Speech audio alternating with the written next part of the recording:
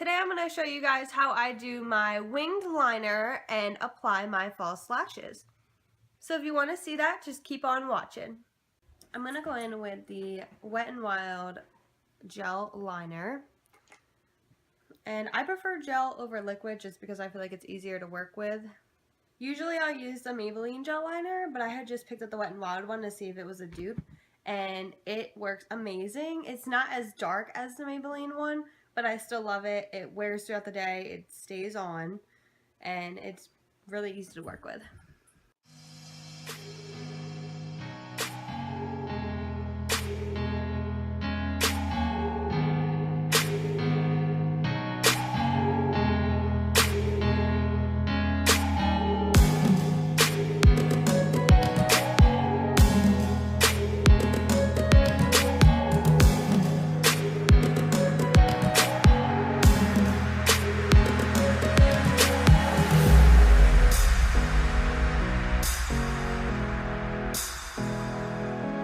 I know you're not supposed to pull like your eye like that, but I have a horrible habit of doing it.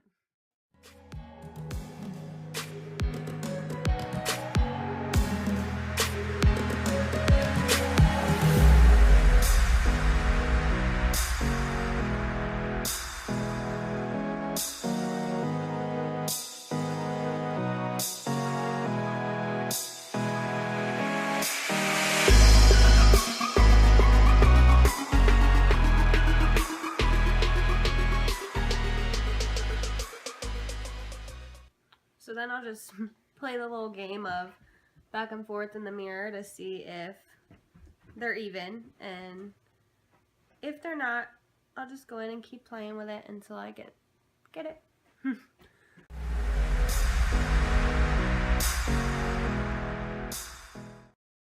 Once they're pretty much even, I just kind of let them go for a little bit, because if I keep going back and forth, they end up just, all over the place.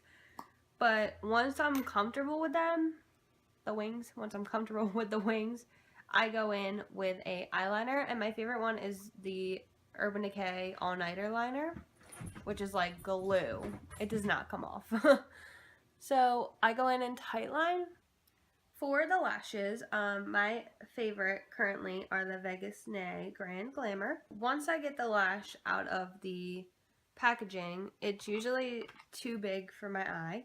So we're going to go ahead and measure it. So we're just going to place it on there and see where we should cut. And I usually will cut a little bit like more than I think I need, just because you can take more away but you cannot bring it back. So once we cut that, I'll go ahead and hold it up again to see if it'll work.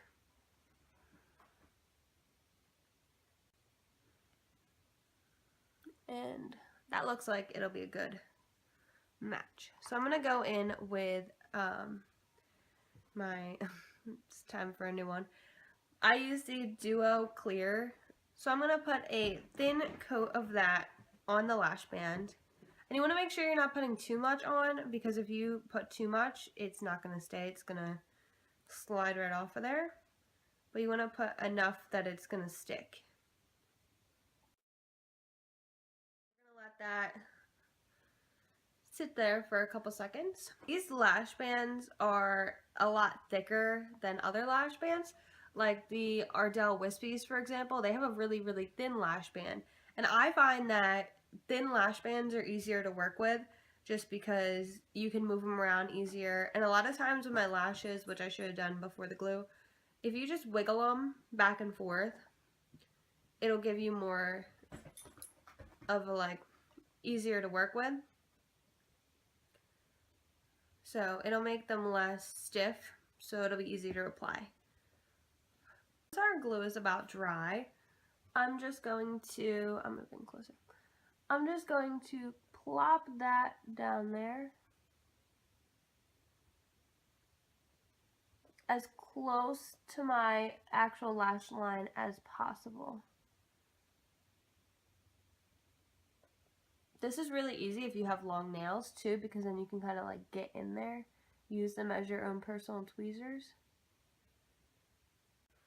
So then I know this isn't good for you, like you shouldn't do this, but I have a bad habit of it, so I would suggest buying a lash tool. They make them to apply your lashes. I know they sell them at Ulta. But I go in with tweezers, and what I do is I just go in and I push that down.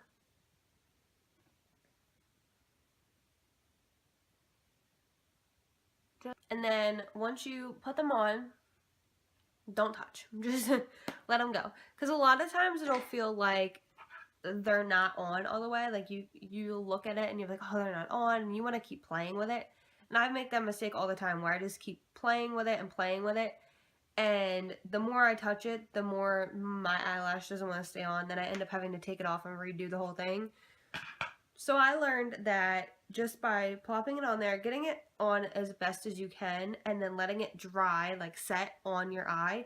And then the more it dries, the more you can kind of move it around and get it how you want it. So we're going to do the same thing with the other eye. We're going to measure it out.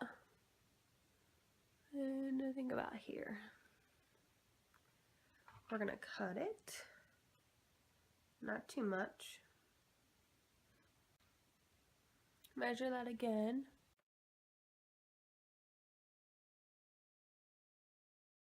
Good. It might be a little too long, but I think we can work with it.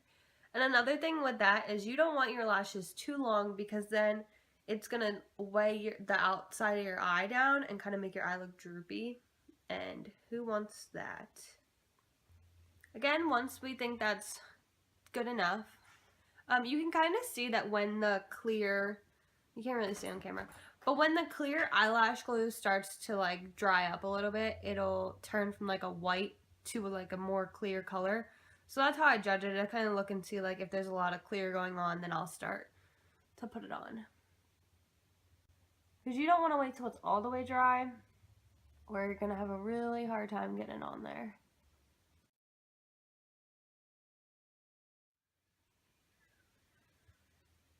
My neighbors just started drilling something, so if you can hear that, I'm sorry.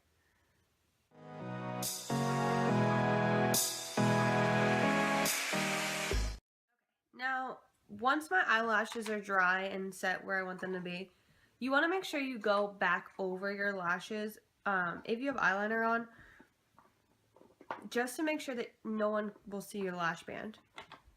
And especially if you use like the clear glue or white glue, sometimes you can see it when like you close your eyes.